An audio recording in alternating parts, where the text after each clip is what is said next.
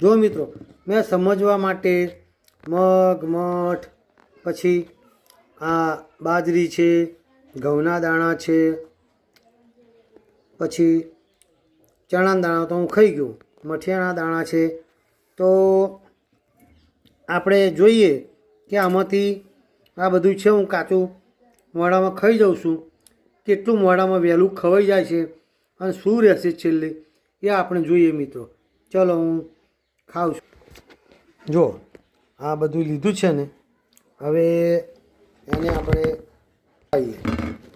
જો આ બધું જ છે.